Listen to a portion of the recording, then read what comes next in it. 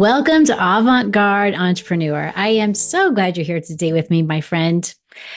Today, I am excited to introduce you to one of the most high vibe people I know, Scott Elequin with Global Switchboard. This is one of those rare episodes that is not just for social entrepreneurs, but also for mission-minded executives who want to partner with them. So I know we have some listeners out there, and if you're one of them, I think you're going to take a lot away from this episode. If, as you listen to this, you happen to feel like you're feeling defeated or frustrated, you're going to want to listen to Scott.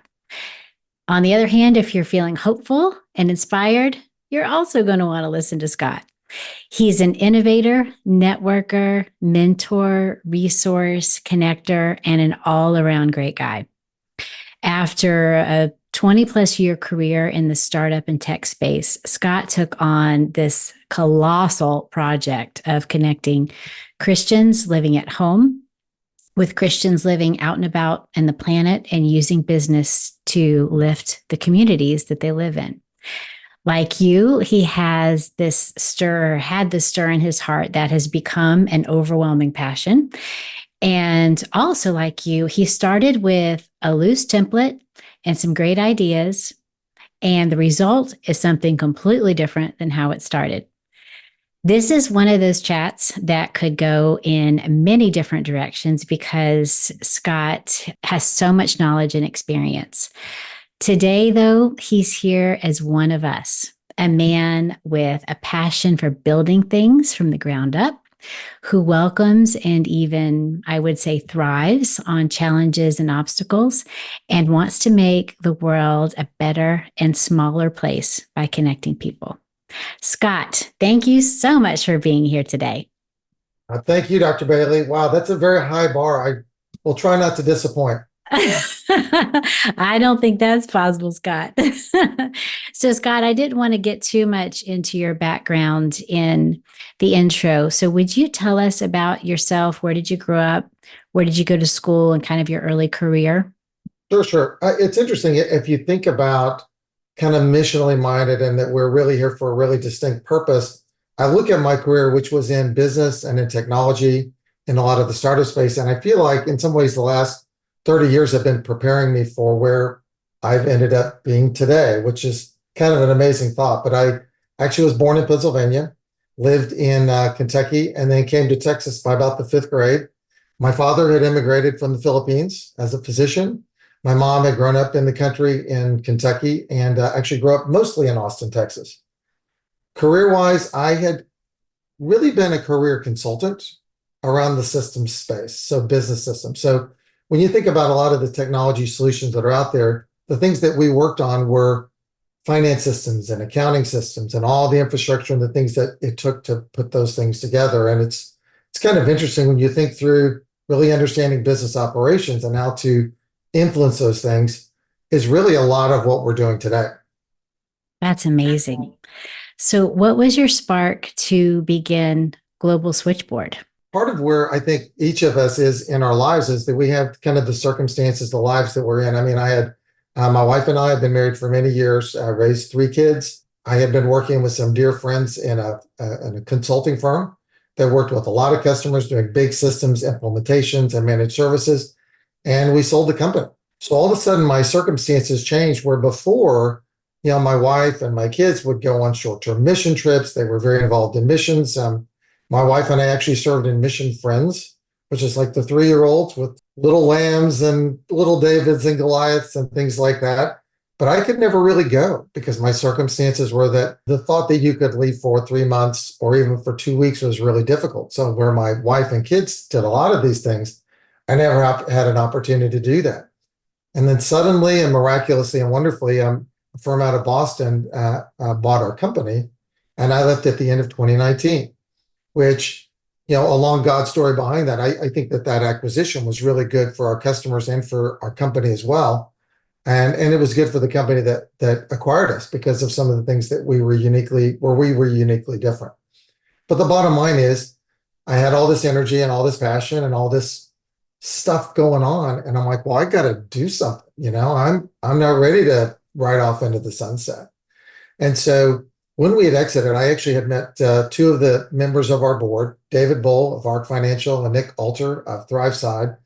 And they had been working on a concept that basically David had been doing organically, which is because he had grown up in a church that was very missionally minded, people that were starting businesses in Asia and in social entrepreneurial spaces would often contact him looking for assistance around all kinds of things. And David and Nick came to the conclusion that, well, for goodness sakes, first thing, I'm happy to help, but there must be a system or something somewhere where people get together to share expertise so that they can help people on a much broader scale. And so we actually formed a board with Tim Allen, a fourth board member, to study the concept. And it really became out of this kind of moment that was the idea that we would be able to build a system that would bring together believers, everyday believers with their skill sets, and make them available through remote virtual volunteering with global activities in the field around missions and spreading the gospel. That's amazing. So this is an opportunity for people to get involved and use their skills, and they don't even have to leave their home. Exactly.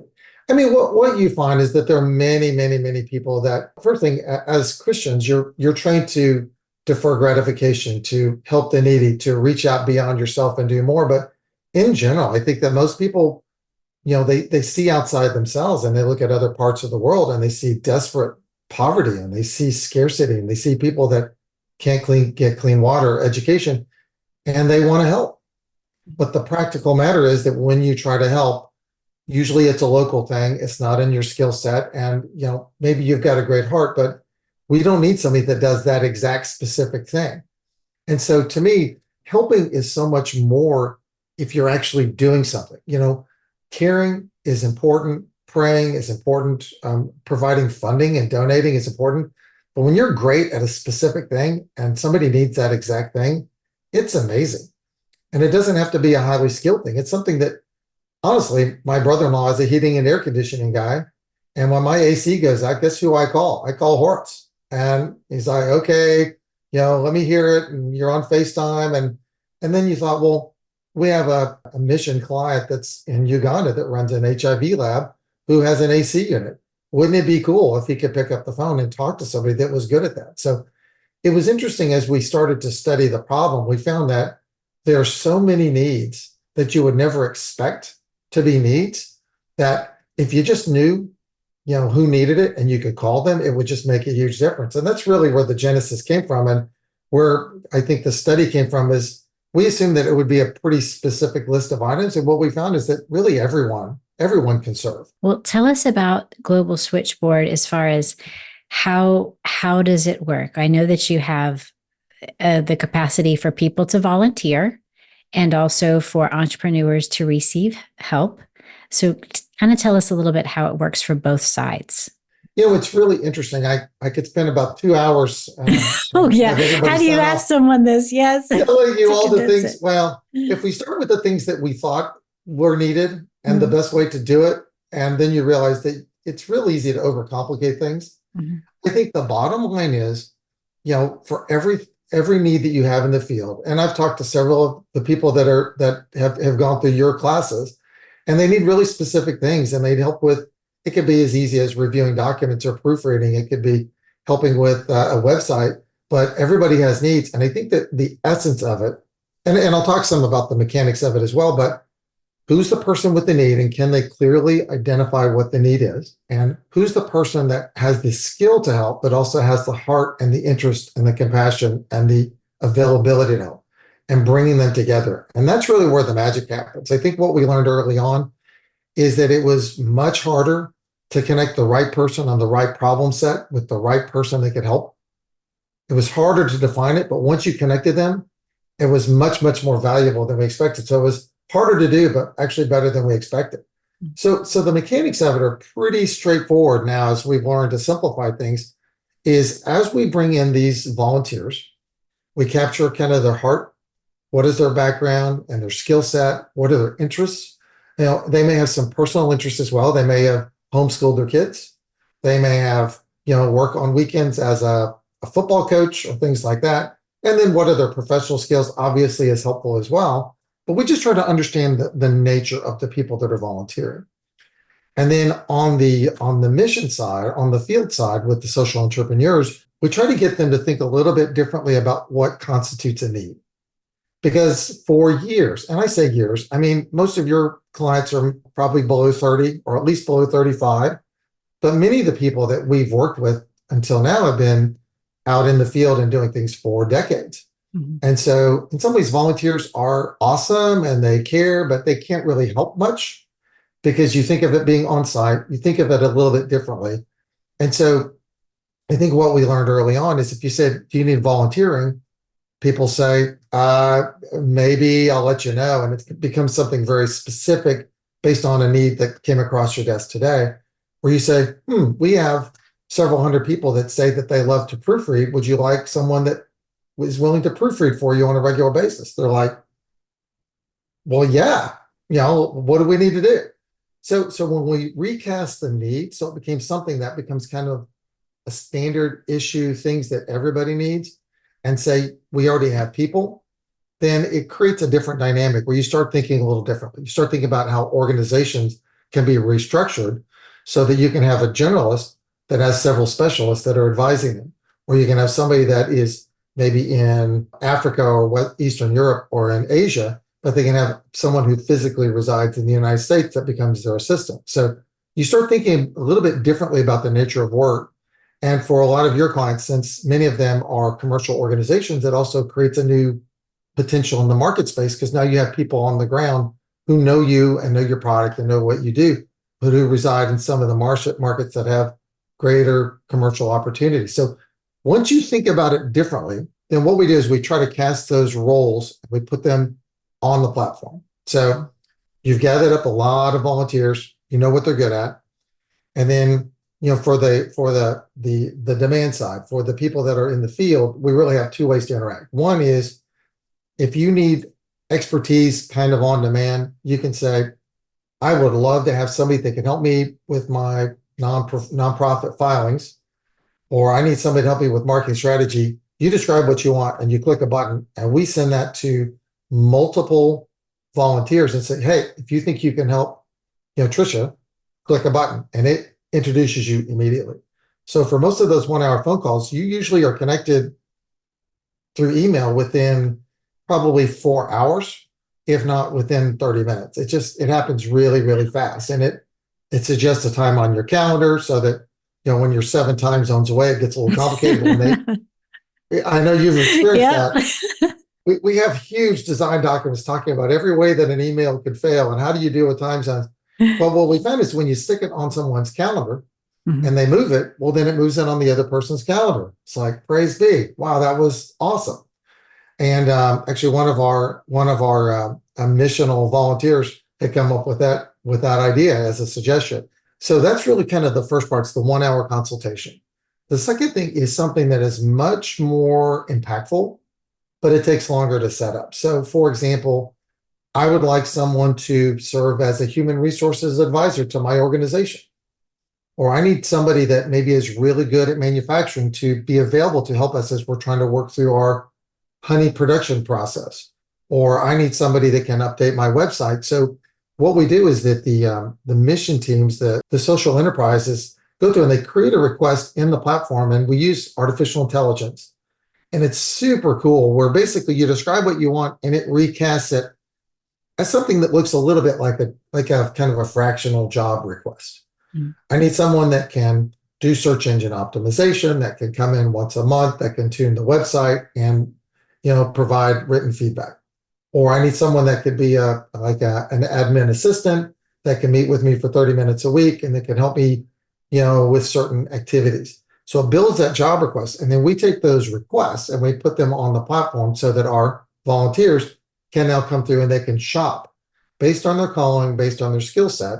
We can actually suggest things using AI also, saying, well, because you have a background as an auto mechanic, it might be a good fit for you to consider these types of opportunities in, Nigeria and Malaysia, things like that. So, as it stands right now, it's really those two ways that we interact. And then after we introduce those people, they meet for a 1 hour phone call. They talk about what's really needed. They determine whether or not they click and have a heart for ministry together. And then they both say go, and they're off and running. There are few things that are more variable than humans in life. And knowing that humans are very different, we want to make the coffee date, the introduction, super, super easy and make it really easy to connect. But we don't want to assume that this is like a shotgun wedding. Is this really where I'm called to serve? And is this really the person that's called to join our team to help us in service going forward? And the goal is to build relationships that will be resilient, that will last, for years and years to come. That's an incredible concept, Scott. So the idea that you can have not just, so we're talking about knowledge workers. So we're talking about people that have a lot of intellectual gifts. We're also talking about people with practical gifts. I hadn't even thought about that till you gave the example of your brother, the AC guy, or an auto mechanic. Especially with FaceTime, everyone or any type of WhatsApp, Facebook Messenger, all the video services now, even someone is trying to fix a tractor, who has a broken down tractor out stuck in the mud somewhere, can have a mechanic basically looking at their tractor. And obviously they can't fix it for them, but if there are certain hoses or certain things, they can certainly get them closer to a solution. Well, it's interesting. I mean, for example, we've got someone that's working, they're building a student housing in South Philippines, and they're trying to work with local contractors. The guy that's basically managing that engagement on the ground is a really smart project manager, but he's not an architect. He's not a construction guy. And so he's not sure if this is great quality or if he's getting cheated or overpriced or it shouldn't take that much material. And so basically we have an architect working with him who's kind of teaching him, you should ask for this, make sure they do that, ask this question, get on the call. So he's advising on the building of it, even though he's not doing it. So the ability to apply that knowledge, I mean, the person that's the architect that's guiding him won't spend more than a handful of hours total, but will make, I mean, it's like 1/10 of the time it takes to fly to the Philippines. And yet he's going to make a huge impact at the exact point that it's needed. And Tricia, I'll tell you, the other thing is we kind of thought it was only knowledge workers, but I think we're finding that on the heart side, I don't know, it's hard to predict, but there is no doubt in my mind that the people that are involved in more heart issues. So for example, we had someone that came through the platform that just had discovered they're in Ukraine. It's a field missionary. They had found that their son was diagnosed with autism, and you can't get healthcare. They don't know what to do, and so we connected them with the family who has basically been raising an autistic child. And the thought that you're calling for ministry to help someone that's in the field is the fact that you have been raising an autistic child is just an amazing thing. And in some ways, they're making a huge impact on the people in the field, but the impact on the people back home, frankly, may be greater because they're like, wow, I really have a purpose. And this really has been for a reason. So I think for us, I think that if you really want to make a difference in the world, it's as much about just being willing to be clear on who you are and being available, because the things that keep emerging as things that make a difference surprise me every single day. It's very cool. I have a very fun job. That's incredible. So I think that it sounds like what you're able to do is to squash a lot of old myths or bad information, because for the social entrepreneur or the missional entrepreneur, when you're out there, it's kind of a pain when volunteers come because they do mean well. But there's a lot that goes along with it. You have a full life, you've got your family, you've got your schedule, you've got your team, and now you basically have guests who are coming, and it can be really rewarding to show off your operation. But the bottom line is that it certainly puts a hitch in the giddy up, so to speak. It changes your day, changes your week. Completely. So when and then there's also the misconception among executives that you have to leave to go somewhere to make a difference. And so by using Global Switchboard, an entrepreneur can get very specific on what they need and be matched up with someone who has that exact gift. It happens very seamlessly and very unintrusively, it sounds like, for both parties. It really is. It's funny that probably the most strategic thing you could do as a business executive is to be available as an advisor. Yeah. And what's an advisor? It's a friend that calls you when they have a question or they get stuck. And it's you calling them when you have an idea that you think may affect them because you're good at something. I mean, we have a gentleman who's just awesome. He's in Tennessee, who is basically he does he has an e-commerce business, and he's really, really good at e-commerce. And he's now advising a group in Europe that basically takes social entrepreneurs and puts them through a 6-week incubator, and they're launching e-commerce businesses. And so now he's in Tennessee being just an amazing guy, making impacts on entire cohorts of students, every 2 months. It's just really cool that he's got this gifting that is so super specific to the exact thing that is needed. And he can do it so easily and so seamlessly at very low cost and very, I say cost effective, but it's also very, very efficient. It's really interesting, the things that are needed. There's some things that are so random that you would never dream that you would need someone that with this skill set. And then the next thing you look up is somebody's got that exact skill set who's assuming that there's no way they could ever serve because they're so super specialized. So, I mean, in my world, I just feel like if you make yourself available, there will be a place to serve. You just have to wait for the right time. You really do. Yeah. So for someone who is an executive or who is in the workforce, we'll call them a potential volunteer. Obviously, it sounds like any skill set anything that they have, it can be useful. Can you talk a little bit about how someone goes through the process of signing up? You talked about AI. Just want to make it super clear for how a volunteer can sign up. Sure. So there's a couple of things. I mean, to me, the profile that we build is a pretty basic one. It's click. It's if you go to globalswitchboard.io, it's basically got 2 buttons. I want to connect with volunteers, or I'd like to be connected with organizations that need volunteers. And you click that button, and it's 10 minutes if you're really verbose, and it's 5 if you put just kind of the basic information that's needed. And that's really all you need to get started. And as soon as you fill that out, you can actually go through and look at all the opportunities for service that are currently posted. And that also makes you available if somebody needs your exact skill set. That if somebody says, I need help with marketing strategy, and they click a button and you're good at marketing strategy, you'll get a request saying, hey, somebody would like a 1-hour phone call. Are you interested in meeting with them? So signing up is super easy. And then what that does is that kind of exposes you to a lot more information of the types of things that are available. And frankly, as we roll out to more and more mission organizations, there are new requests that are coming up. So the demand side of our equation is evolving every day. I mean, 3 months ago, we didn't do anything in construction. And now we're doing things in construction. 3 months ago, we weren't doing anything in agriculture. Now we're starting to get requests in agriculture. So as more and more organizations on the demand side start to kind of light up, I think the more and more that's going to be needed. Now, if you look at our current customer base, we piloted and work with some global mission organizations primarily.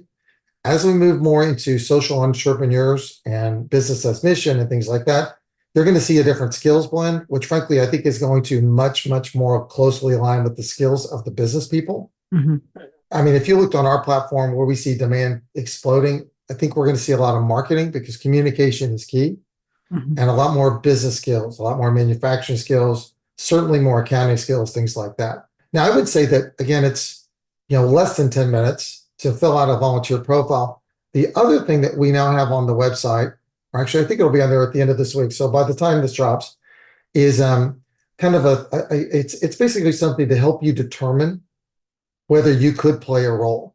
Because a lot of people are skeptical that I'm a high school football coach. Could I really help out with stuff? And so we basically let people type in 1 or 2 sentences on what they do. I'm a father of 3. I'm a high school football coach, and I sing in the choir or whatever I do.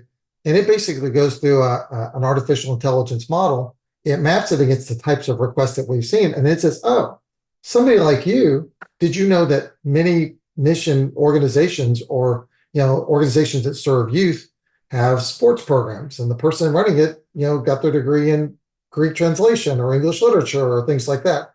They would love to have a coach to help them figure out how to structure those programs. So part of that find your role, you'll be able to find on our main website. Mm-hmm. And it will basically drop an email in your email box saying, here's the types of things that somebody like you could do if you really wanted to make a difference. Mm-hmm. So really kind of two levels, just to kind of get over the hurdle that people feel like, I would be happy to sign up, but nobody needs a guy like me or a gal who homeschools their kids. Frankly, that's a huge need. Personal education and homeschooling and dealing with, there's all kinds of things. So to me, I think that there's a real opportunity for a lot of people to engage. And we want to know that we want people to know that, if you've had a bad experience volunteering in the past because you are a patent attorney, you ended up painting a tree, when you went to go help out, I'm not saying that painting trees is bad. I'm just saying that there's somebody out there that needs a patent or an IP attorney, and there's somebody out there that needs a heating and air conditioning guy, and there's somebody out there that needs a high school football coach. One other potential misconception I want to make sure we clear up too, especially for the executives, is that, so if it's a heart issue, if someone, for example, if they're dealing with emotional trauma, that's one thing. But if you're talking about an entrepreneur who is receiving your help, time is money for them too. So they are going to be very direct. They are not going to waste your time. Right. So you can know that whenever you talk to them, it's probably going to be even more efficient than the meeting you had at your office with one of your staff, because you're talking to a like-minded business owner who's got to get stuff done and probably has a lot more challenges, brownouts, Wi-Fi shortages, materials not showing up, a lot of obstacles. It's interesting you said, I've never thought of it this way, but there are a lot of business organizations that you have faith-minded people that are running companies. There's groups like C12 who actually organize those types of organizations. And these are people that want to live out their faith in front of their teams and get their teams involved in it so they could show that they're more than just about the profit bottom line. But you're right. I think that when you start looking at the, kind of your clientele, particularly, they are about the mission and the ministry. They're about making an impact, but they got to get stuff done. And I think that's a very different, it's not the NGO nonprofit mindset. It's not the, mañana thing. It's really more about, I got to get the permit. I got to get my shipments in. I got to make sure that, we don't have spoilage. And it's a very different thing. And I think that the compatibility of those parties is really, really high. And frankly, the expertise of somebody that's in that business executives, like that they bring to the table, is much more valued by somebody that's in that role, because they get it. And the other thing is, I see a lot of this is that business executives, it's an old phrase, but it's lonely at the top. You can complain up, but you can't complain down. And I was the CEO of a company for quite a few years, and there are just certain things you just can't say and you don't want to take home with you. Understanding that the ministry on this side may only have 2 employees, but they're in the exact same situation. So the fact that you can really mentor somebody and be there as a respite for them, I think is pretty awesome. And frankly, having an outlet that is outside your company that lets you talk to somebody that, even if they're in a very modest circumstance, has a like mindset, I think is freeing. It's really empowering, and it's a really cool connection that most people, it creates a relationship that you just can't create when it's just about the work or just about the ministry or just about the delivery of the product or things like that. It's a different kind of a thing. It really is. Yeah, so true. I whenever we do we do monthly calls with Avant-garde Entrepreneur students and then grads, we keep it going once a month. And that is the thing that most people say, is that I don't feel lonely anymore. And whenever you can have someone that you is in your kind of running a parallel path to you, where you can just share and get some of that stuff out, sometimes it's not even about getting feedback. It's just about getting it off your chest, especially if you're a team of 2 and the other person is your spouse. You just kind of need that sometimes. Yeah. Yeah. Yes, I completely agree. So anyway, so again, we're not talking about this being a cry session, but whenever you're working with entrepreneurs, and the entrepreneurs can know also that when you're working with the volunteers, this is very much a mutual respect, and people get things done, and there is no wasted time. Correct. So, yeah. Yeah, we actually, there's a lot of in the NGO world, the nonprofit world, there's more change management. Mm-hmm. We give you a checklist, introduce yourself, but don't spend 45 minutes talking about family and the weather. We look for them to be productive on the calls. I think in the business side, it's much less needed. Mm-hmm. I think people kind of get it. But yeah, I mean, it is a very different thing. And I think that the other thing that in the NGO world, the mission world, that is setting different expectations. So a lot of our mission partners are saying, hey, you know what? We could talk about isolation. We can talk about resilience, but the bottom line is you're no longer alone. There's a whole world of people. And, the thing I always used to use is use my cell phone. It's like, you know what? If every single person of like mind was in your phone already, you knew what they were good at, and they already agreed to meet with you, no matter what your issues, who would you call? Mm-hmm. You're not alone. You can't complain. Call them now and go make it happen. And if you're not willing to do that, then you will be isolated. But it's by your decision and not by your circumstances. So, Scott, I'm going to switch you around and put you in our shoes as entrepreneurs, as the entrepreneur that you are, as the guy you were in, let's say, 2020 or 2021 when I met you. You're just building this new thing. Oh, yeah. And one of the things about Kingdom Business Social Enterprise is that it's different than traditional business because there's not a clear path. And we're constantly having to adapt. We try things, they don't work. I can't tell you how many entrepreneurs I talked to were on the third or fourth iteration and we're like, yes, this is working. This one is working. So can you talk a little bit about, I don't want to say how many times, but what were some of your challenges, or what were some of the surprises with Global Switchboard, or maybe your mindset around, okay, before it became Global Switchboard and getting to the point where it is now? Well, it's interesting. So we were very missionally minded. We weren't sure that the world needed this. So we just wanted to find out. And so instead of working in a vacuum, we worked with several large mission organizations, Christar, Ethnos 360, Young Life Africa, Justice Ventures International. We worked with Cherish Uganda. I'm like, well, what are you guys seeing? What do you think? And they're like, yeah, volunteers, yeah, maybe. I mean, they're nice and all. And, but our goal was to solve a specific problem, but we didn't assume that there was an answer or that we were the answer. So we basically studied it. We came to the conclusion that it was needed. And so we were going to build it. And so we had a very wise product director. Actually, I'll mention his name, Alex Shee. He's an amazing guy.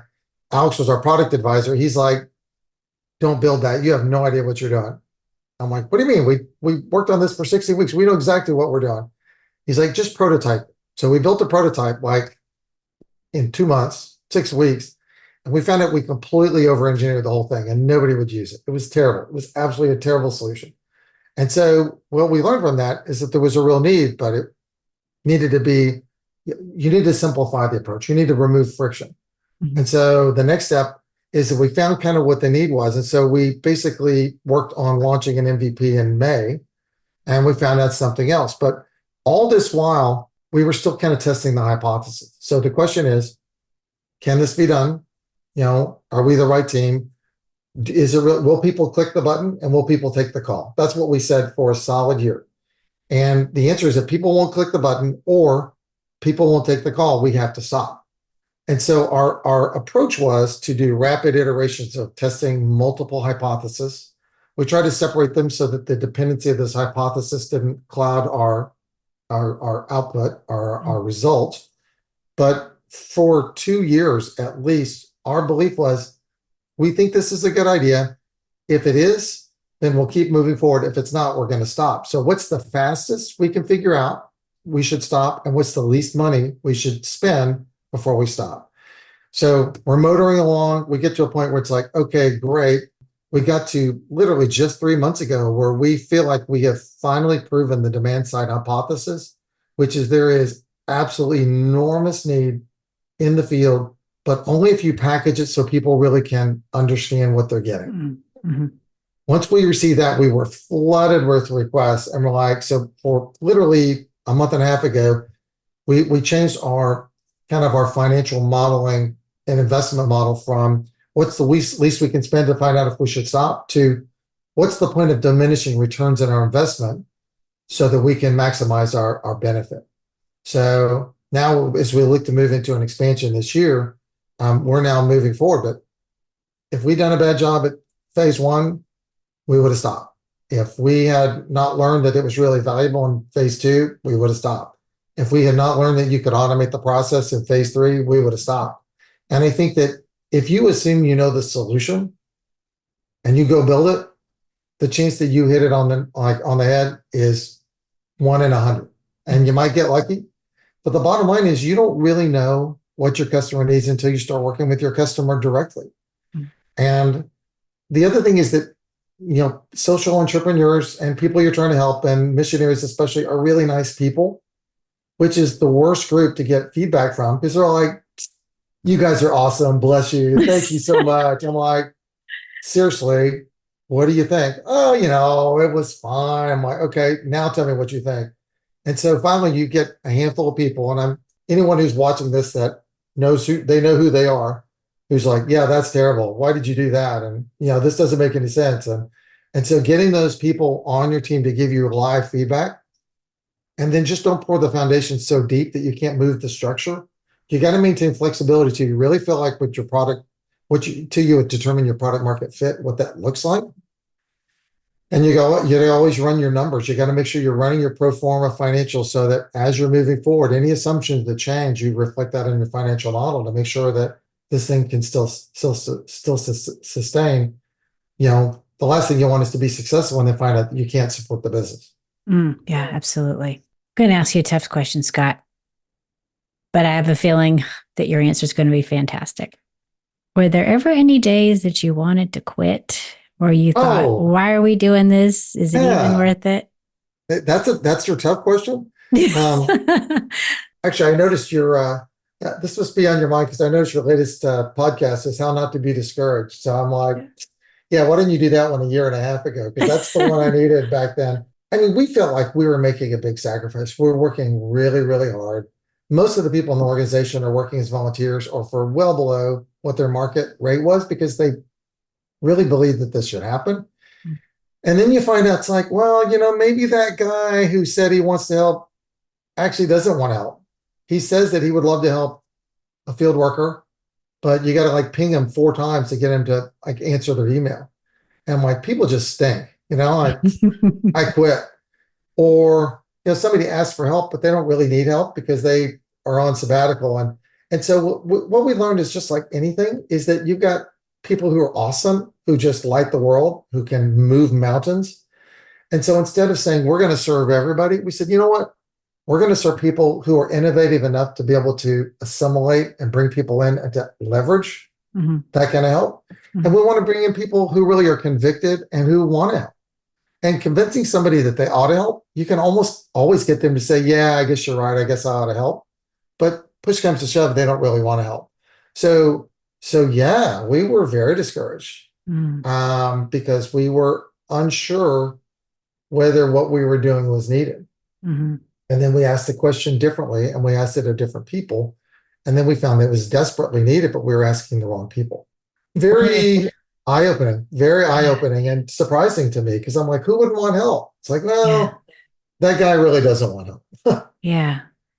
It's so true. That's one of the things I found is that sometimes it's about asking the right question or about asking the question in a different way, or like you said, to a different audience. Well, and it's the packaging. Hey, you want to volunteer? It's like, yeah, not so much. You want someone to proofread everything for you that's available anytime? It's like, yeah. Sign me up. I don't know. I think proofreading is like the worst thing ever. I just, probably a third of the volunteers say that they like proofreading. Like, who are you people? Yeah. So, but again, it's kind of like, I don't know. I use the analogy that if you set things up in advance, it gets easy. Mm-hmm. The idea that you would fly to a new city and you get off the airplane, you walk out to the curb and you click a button and a car pulls up like that you've never seen with a guy that you don't know who already knows where you're going, and you just get into their car and you don't even think about it. What on earth? It's like, Yeah. so the idea that, okay, I need a volunteer. It's like, well, no, you don't need a volunteer. You need someone that can update your website. Mm-hmm. You need somebody that's good at reviewing legal contracts. Okay, well, that's this. And that's a different thing. So now on both sides, you know exactly what you're going to get. Mm-hmm. And on the supply side, you know exactly what's being asked of you for 1 to 2 hours per week. I have a responsibility to do this thing for this mission organization within my skill set, which, you know, to me is worth this much, but to that organization, they would have to spend this much. Mm-hmm. So it's super high value. It's like, and everybody wins, but you have to do the work to get things kind of in place. Mm-hmm. And to make that happen, you need a bunch of work and a bunch of workers. Mm-hmm. You just do. I mean, people have specialized skills. I mean, you may say that, you know, general legal is a general skill, but, you know, if you're in India or the UK or the US, sure. But if you're in a different country that has different legal statutes, it doesn't apply. So there's a lot of those types of things that you need a lot to really be able to deploy people effectively. You have to have a lot of people have a mindset of service, but you have to know what they're good at mm-hmm. within the context of what that service is. So for all the social entrepreneurs out there listening, if you're thinking about quitting, don't. Keep going because amazing things can get birthed. Amazing. Well, and I will also say, and you're not alone. Yeah. You are not alone. True. And it's interesting, the number of people that are my age that have been in businesses for years and, you know, they're not really doing so much. To be able to live vicariously through you is like a fantastic, they feel like you're doing them a gift by talking to them about what you're facing and dealing with those issues so that they can kind of get a little taste of that, but they don't have to stay up all weekend working on a proposal that's due on Monday because it's been committed. So the idea that the you know, the pools of volunteers that are recent retirees that have amazing skills. Mm-hmm. I mean, there's just a bunch of them. There are many people that want to serve, that want to help, that want to be involved in what you're doing. And if you're, you know, have some amazing ministry in Liberia, then there's something very exotic about, you know, hey, I'm working with this group in Liberia who's trying to solve this exact problem. And how cool is that? You know, it's like, now you've kind of got a thing. And I'm not saying that men or women are different, although I believe that they're very, very different. But part of a man's sense of self-esteem is feeling that they have a purpose and they have a belonging and that they make a difference and that they can provide and they can deliver value. And giving them that outlet isn't asking them for a favor. You're doing them a favor. So for your social entrepreneurs, for goodness sakes, don't be shy about bringing in some of the best people in the world because they can really rock your world. And they really will be glad that you've asked them to help. Yeah, it's amazing. So Scott, before I ask my last question, how do people find you? I'm on LinkedIn. Yeah. And I don't know, when you post this, you can please hit me on LinkedIn. Okay. I'm very active on LinkedIn and the relationships. A lot of times people check each other out by who they know. Mm-hmm. And it's feel free to look at my background and just kind of the things that I've done. And then the website is globalswitchboard.io. Please come there, take a look at what we've got. We just dropped a press release today that talks about the launch of this new product that we just discussed, actually. And but please take a look. And then if you're on the demand side, please sign up. And the demand side is the social entrepreneurs, the businesses, and the missions. Yes. And if you're on the supply side, if you want to volunteer, please do that as well. That's evident from the website. It's super, super easy to do. And frankly, we find a lot of people that are on the business side also, on the demand side, also help out other ministries and help out other businesses as well. So it really kind of goes both ways. Super easy to do. And we will grow very quickly this year. So if you can't find a way to serve today, trust me, there will be many, many more opportunities that we'll post really even in the next 2 months. Oh, amazing. So, Scott, what is your biggest vision for Global Switchboard? I know that I'm asking a visionary guy, so I'm excited to hear this answer. I don't think Global Switchboard is a thing in and of itself. I think it is a first step. If you think about the global church coming together, people pooling their resources, taking the amazing abundance that we have and just saying, you know what, we can all work together to make a difference. The power of the body, I think, is an amazing thing. And so we're pulling people together and trying to make those connections. But when you start looking bigger picture about, like the global body in a macro sense, you've got the way that we're really reaching the world now. We have traditional mission organizations where there are barriers that are breaking down between the walls of those organizations, and we're working directly together. Christar and Pioneers are pioneering directly to try to reach each other's populations because they have different strengths. And getting other organizations involved, I think traditional mission agencies are learning to specialize and work more closely together, which, by the way, brings in the local partners, the indigenous missionaries, the local churches, the businesses' missions, the social entrepreneurs. If you look at all of that in concert, I feel like the idea that we're using a platform really in a novel way, maybe for the first time that's been seen in this space, is awesome. We get to kind of be a pioneer in that space.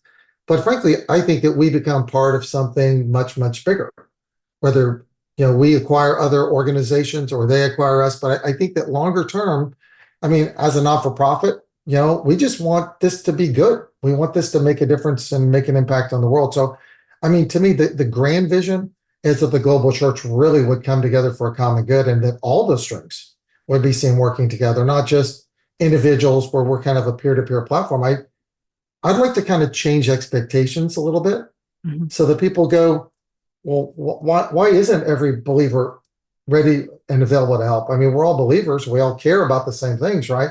And we don't do that now. So I think that fundamentally technology has made it with Starlink and smartphones. It's like we really could all do things together. We just don't yet, but I think we will. Well, Scott, you are certainly getting us going in the right direction. So thank you so much to you and your team for your dedication and for this incredible thing that you have birthed into the world. And I'm really excited for people to I'm so excited that our world is getting smaller, that you're bringing us all together. And as an example of that, I don't know if you know this, but we were basically working full time on this for about 4 weeks when you and I met. So this was brand new when you and I met. And so it's kind of fun to come full circle, see us moving into our global launch now, and we get to have this conversation. So thank you very much for the invitation. Well, ironically, I think I was working on mine for about 2 months, about 8 weeks. So, yeah, how far we've come. Yes, indeed. Anyway, thank you so much. You're welcome, Scott. Thank you for being on the show. I really appreciate it.